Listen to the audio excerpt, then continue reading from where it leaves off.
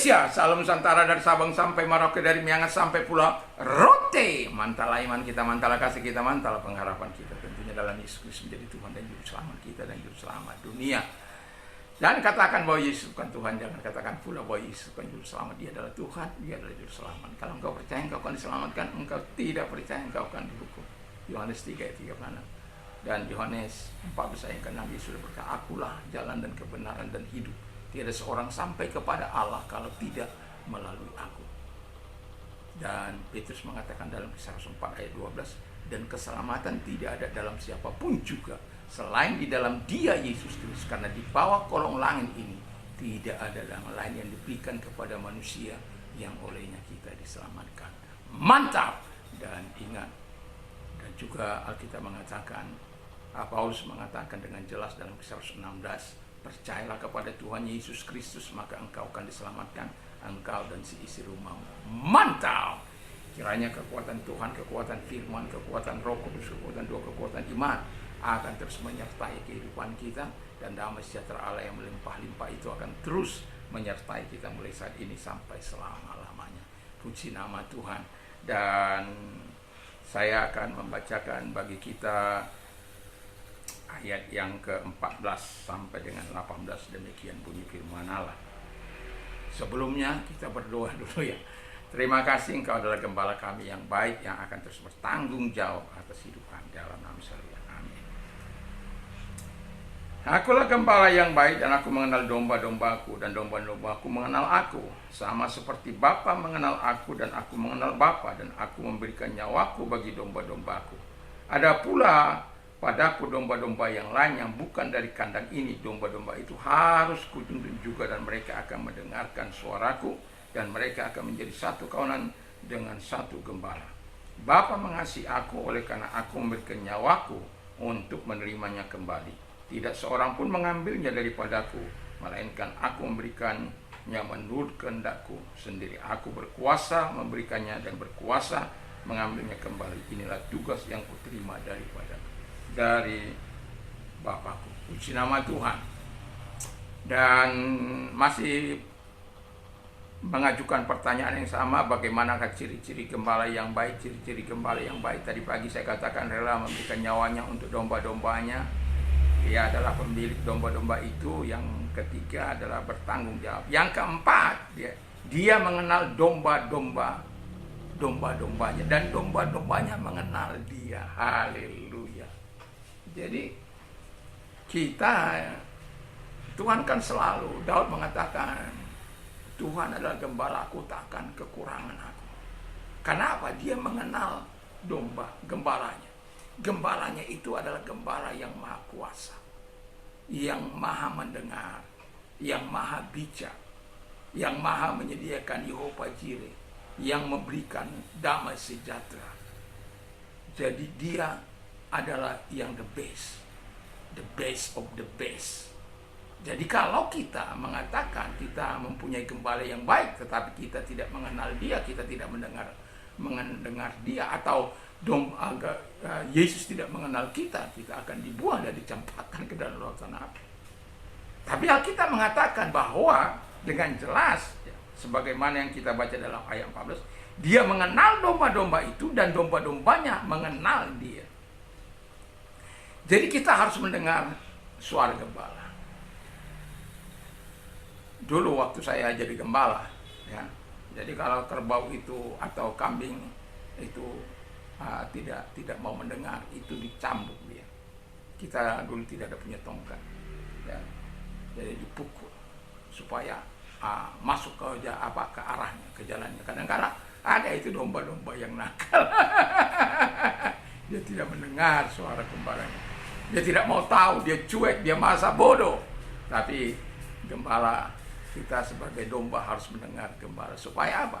Itu demi kepentingan kita, bukan demi kepentingan Allah. Dia memberikan yang terbaik kalau engkau mendengarkan dia, mengenal dia, karena Tuhan mengenal engkau. Tapi yang sangat prihatin, kita mengenal Tuhan katanya, tapi Tuhan tidak mengenal kita. Kita bisa mengenal Tuhan karena ya kita membaca Alkitab, kita tahu dari cerita orang, kesaksian orang, dan lain sebagainya. Tapi kita tidak mengenal Dia. Karena kita tidak mempunyai hubungan yang intim dengan Dia. Kita tidak tahu itu apa kuasa Roh Kudus, kita tidak tahu itu apa kuasa firman, kita tidak tahu itu apa kuasa kebangkitan. Dan saya mau katakan kepada kita supaya kita mengerti.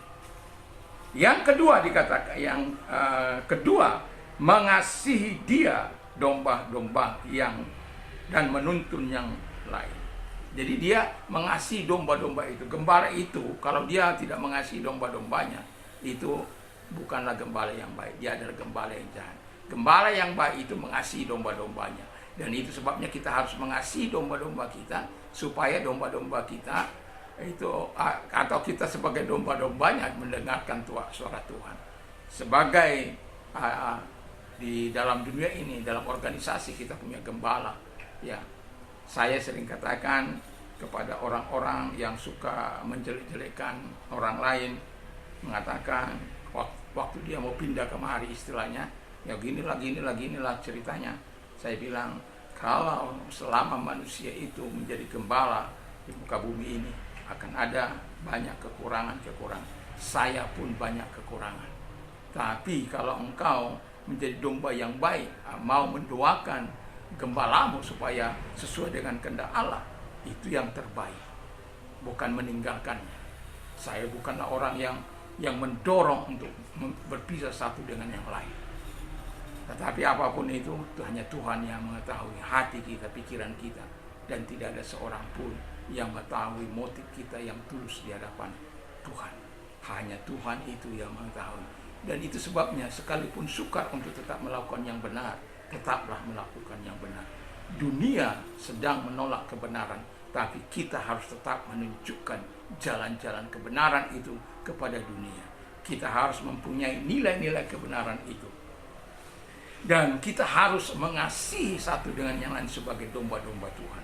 Yang ketiga, karena ini ada suara, ya. Allah mengasihi gembala yang baik. Jadi Allah itu yang sudah menyuruh Yesus untuk memberikan yang terbaik. Karena nantinya yang mau saya katakan, di gembala yang lain, gembala yang baik itu juga akan menuntun gembala-gembala yang domba-domba yang ada di kandang yang lain. Dan percayalah, kita akan disatukan kembali oleh mereka-mereka yang masih ada di kandang yang lain. Percayalah bahwa ketika Yesus yang menjadi gembala kita yang baik, Dia akan melakukannya. Karena apa? Allah mengasihi Yesus, dan itu sebabnya kalau tidak seorang pun dapat mengambil domba-domba itu dari tangannya, karena Dia adalah Tuhan yang Maha Kuasa. Sadari bahwa engkau adalah alat di tangan Tuhan. Setiap kita adalah alat di tangan Tuhan. Tetapi saya mau katakan, gembala itu harus, ya, domba-domba itu harus mau mengasihi sang gembala dengan tulus, dengan ikhlas, dengan benar, supaya Tuhan menyatakan segala kebaikannya kepada kita. Kita harus menyatakan segala pertolongannya kepada kita harus menyatakan cinta kasih kita kepada sang gembala yang sudah bertanggung jawab memberikan nyawanya, memiliki kita, dan Dia mengenal kita. Wah, kalau Tuhan mengenal kita itu sudah enough, ya. Sudah cukup. Kalau Tuhan sampai mengenal kita, sebenarnya sudah cukup bagi kita untuk terus termotivasi di dalam perjalanan hidup ini. Banyak kesusahan, banyak penderitaan, banyak masalah mungkin yang kita hadapi, tapi gembala yang baik itu tidak akan membiarkan kita, tidak akan menelantarkan kehidupan kita, tapi Dia akan bertanggung jawab karena Dia adalah gembala yang baik. Allah mengasihi sang gembala, yaitu Yesus. Allah juga mengasihi kita, domba-domba yang digembalakan oleh Yesus, sampai kita nanti bertemu dengan Tuhan dalam pengembalaan yang abadi bersama dengan Tuhan. Tetaplah jadikan Tuhan menjadi gembala kita yang baik, seperti Daud mengatakan, Tuhan adalah gembalaku, takkan kekurangan aku. Ia membaringkan aku di padang rumput hijau.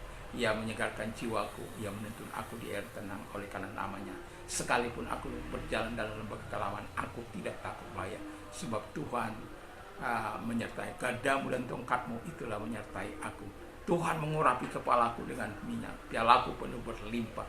Kebajikan dan kemurahan Allah belaka akan mengikuti aku seumur hidupku. Mantap! Mari kita berdoa. Terima kasih Tuhan, kami percaya bahwa Engkau adalah gembala kami yang baik. Dan teruslah Engkau menjadi gembala kami, dan kami terus mau digembalakan oleh Tuhan. Dalam roh-Mu, dalam firman-Mu, dan pujilah Engkau.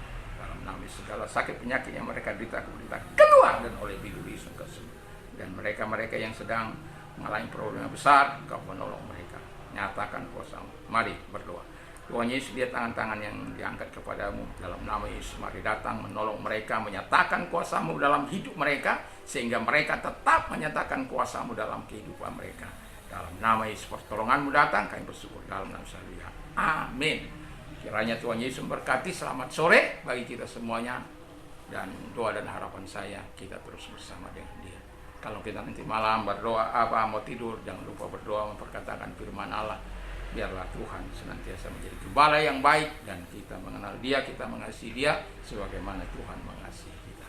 Tuhan Yesus berdoa untuk domba-domba yang lain yang masih ada di kandang yang lain, supaya mereka boleh percaya kepada Yesus, datang kepada Yesus, menjadi satu gembala dengan Dia. Kiranya Tuhan Yesus memberkati kita. Mari kita berdoa. Kita sudah berdoa. Terima kasih. Mantap, mantap, mantap.